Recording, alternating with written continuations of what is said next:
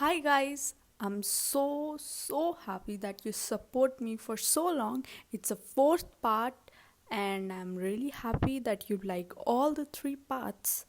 So, before we start, I just want to say those who are not new over here, they can directly go to the description box and click to the timestamp because I don't want to waste your time. And now, those who are new over here, hi everyone, I hope you like my content and you keep watching me for the rest of time. तो शुरू करने से पहले मैं आपको थोड़ी सी summary बता दूं ताकि आप इस पार्ट से इजीली रिलेट कर पाएँ। तो फिर मैं स्टार्ट करती हूँ। इस नॉवल का नाम है 2 डेज़। इसमें नॉर्मली एक लड़का और एक लड़की सिर्फ 2 दिन के लिए मिलते हैं और उस लड़के की लाइफ कैसे चेंज हो जाती है उससे मिलने के बाद। ये नॉवल बस इसी कंसेप्ट पे बेस है, इसी थीम पे बेस है। तो जो मेन लीड है उसका नाम इज़ान है और जो फीमेल लीड है उसका नाम शिद्दत है। और जब स्टार्ट होता है कि इज़ान अपने होम टाउन आया हुआ है छुट्टियों पर और वो अपने दोस्तों से मिलता है, काफ़ी इन्जॉय करता है और वहाँ पर वो देखता है कि उसका एक दोस्त मिसिंग है। तो फिर वो पार्किंग लॉट जाता है अपने दोस्त को सरप्राइज़ करने और काइंड ऑफ उसे पता है उसके दोस्त को कि इज़ान आया हुआ है, बट उसे ये नहीं पता होता कि वो पार्किंग लॉट में भी है। तो फिर वो वहाँ पर जाता है और वो गलती से जेडन जो उसका दोस्त है उसको कोई और समझ लेता है और उसको इतना पीटता है just as a fun, but मजाक मजाक में। पर वो उसको बाद में पता चलता है कि वो उसका दोस्त नहीं है बल्कि वो एक लड़की है। तो वो बहुत गुस्से से उसको देखती है बट कुछ नहीं कहती, वहाँ से चली जाती है। फिर उसके दोस्त बहुत मजाक उड़ाते हैं ईजान का कि तुमने एक लड़की को पीटा, और वो उसके दोस्त तो उसको टीज़ करने के लिए ये तक बोल देते हैं कि अब तुम्हारा रिलेशनशिप स्टार्ट हो जाएगा, क्योंकि हर रिलेशनशिप ऐसे ही ट्रैजिक प्लॉट से स्टार्ट होता है। बट इज़ान को इतना गुस्सा आता है और वो गुस्से गुस्से में बोल देता है कि उस लड़की की शक्ल कद्दू जैसी और मैं उसके साथ रिलेशनशिप में कैसे आ सकता हूँ। और उसे पता नहीं होता कि वो लड़की ये सुन लेती है, कि ये वो लड़की सुन रही थी। और जब उसे ये पता चलता है उसे बहुत रिग्रेट फील होता है। उसे ढूंढता भी है पर वो नहीं मिलती। पर वो शाम को वो उसे मिल जाती है ग्रॉसरी स्टोर में, क्योंकि वो वहाँ पे काम करती थी। वो वैसे ही जाता है तो वो कहीं उसे बहुत ड्रामा होता है। ड्रामा करने के बाद उसे मना लेता है अगले दिन कॉफ़ी पर, जस्ट उसे सॉरी, और वो मान जाती है। तो वहाँ पर वो उसे स्केटिंग पे लेने जाता है, मतलब स्केटिंग करने लेके जाता है एक लेक पे जो पूरी आइस से कवर्ड है। और वो भी मना करते कि उसे नहीं जाना, बट एट द एंड वो मान ही जाती है। और वहाँ पर जाने के बाद वो बहुत ज़्यादा इंजॉय करते हैं और वो बहुत अच्छे दोस्त बन जाते हैं। और वापस आते वक्त ईजान से पूछ भी लेता है कि मतलब सॉरी मांग लेता है, बट वो मना कर देती है कि वो उसे माफ़ नहीं करेगी।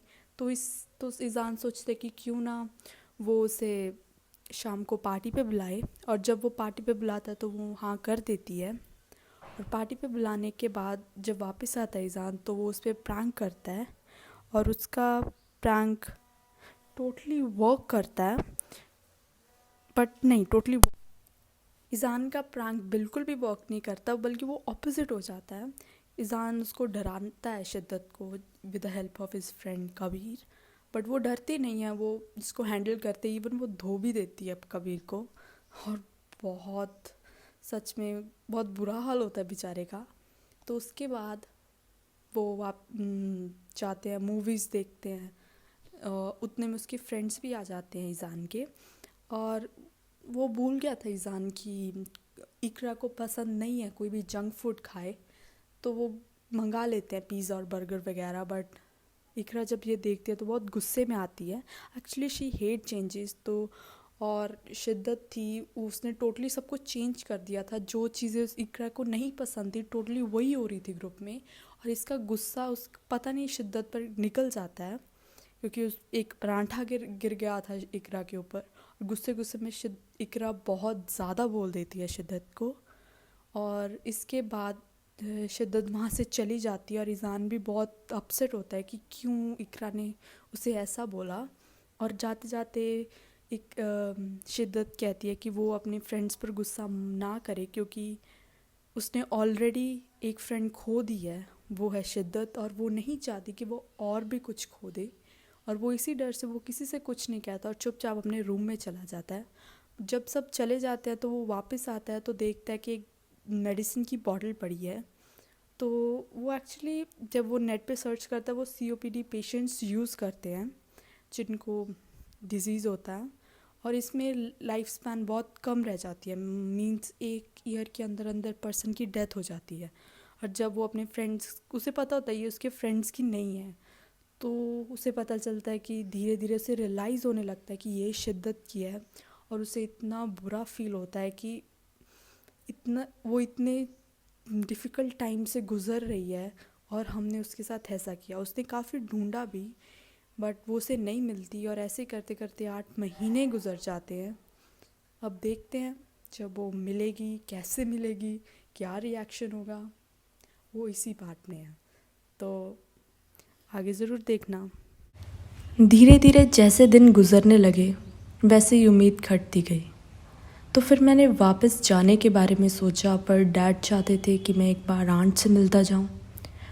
हाँ, मेरे डैड जिंदा हैं पर मॉम नहीं। तो मैं फिर हॉस्पिटल चला गया। नहीं, वो बीमार नहीं है, she work over there as a doctor. पर किसकी डॉक्टर है ये ना तो मैंने कभी पूछा और ना ही मुझे इतना कभी इंटरेस्ट था। और जब मैं वहाँ पहुँचा तो वो मुझे थोड़ी सी अपसेट लग रही थी, तो मैंने पूछा, क्या हुआ खाला, आप ठीक तो है ना? तो उन्होंने कहा, देखो ना, ज़िंदगी कितनी अनफेयर है, जिसे ज़रूरत नहीं उसे सालों दे देती है, और जिसे अभी ज़िंदगी के बारे में कुछ पता भी नहीं उसे समझने का एक मौका भी नहीं देती। अब शिद्दत को ही देख लो, सिर्फ 21 साल की है और इतनी छोटी उम्र में ये सब। जब मैंने शिद्दत का नाम सुना तो एकदम से मैंने उसकी फ़ोटो निकाली और उसके सामने रख दी। क्या आप इस शिद्दत की बात कर रहे हैं? उन्होंने कहा, हाँ, पर तुम्हारे पास इसकी फ़ोटो कहाँ से आई? क्या तुम इसे? मैंने उन्हें रोकते हुए कहा, वो छोड़िए, पहले आप इसका एड्रेस बताएंगे मुझे। उन्होंने मुझे उसका एड्रेस दिया और मैं वहाँ बिना वक्त गवाए वहाँ पर पहुँच गया। बहुत नर्वस था, बहुत अपसेट था, क्या बात करूँ, कैसे शुरुआत करूँ, क्योंकि मुझे बात करनी थी। तो फिर जब मैंने बेल बजाई तो उसने दरवाज़ा खोला। ये देखा भी नहीं कि कौन खड़ा है, बस बोलने लग गए। मैंने धीरे से उसे हाय कहा और वो चलती चलती रुक गई। पीछे मुड़कर देखा और बड़ी हैरानी से पूछा, तुम यहाँ?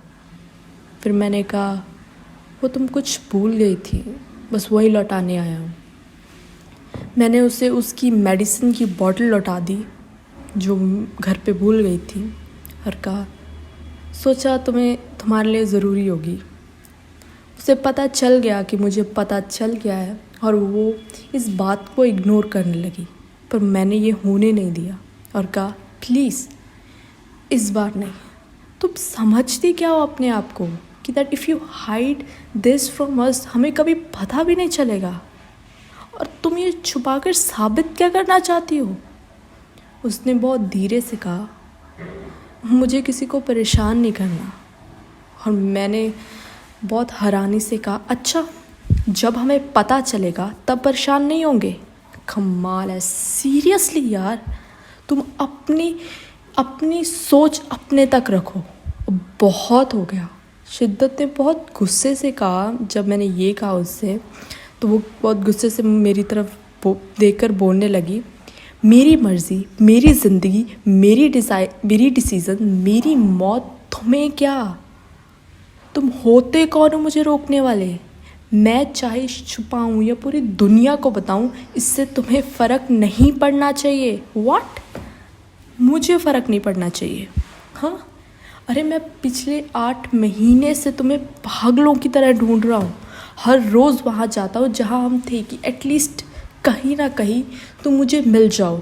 दिन में 4 बार उस ग्रॉसरी स्टोर के चक्कर लगाता हूँ कि तुम काश वहाँ मुझे मिल जाओ। और यू आर सेइंग कि मुझे फ़र्क नहीं पड़ता। तुम्हें फ़र्क पड़ता है ये नहीं, ये तुम बता सकती हो, इसके बारे में नहीं कि किसी और को फ़र्क पड़ता है या नहीं। कुछ पल साइलेंस के बाद शिद्दत चेयर पर बैठ गई। मैं मैं भी नीचे बैठ गया और उसका हाथ पकड़ कर कहा, sorry, I really don't want to hurt you, पर प्लीज़ तुम जो ये कर रही हो ना वो गलत है। तुम किसी के बिहाफ पर ये डिसाइड नहीं कर सकती कि उन्हें परेशान होना चाहिए या नहीं। और जितना मुझे लगता है कि तुमने अपनी फैमिली को भी ये नहीं बताया होगा।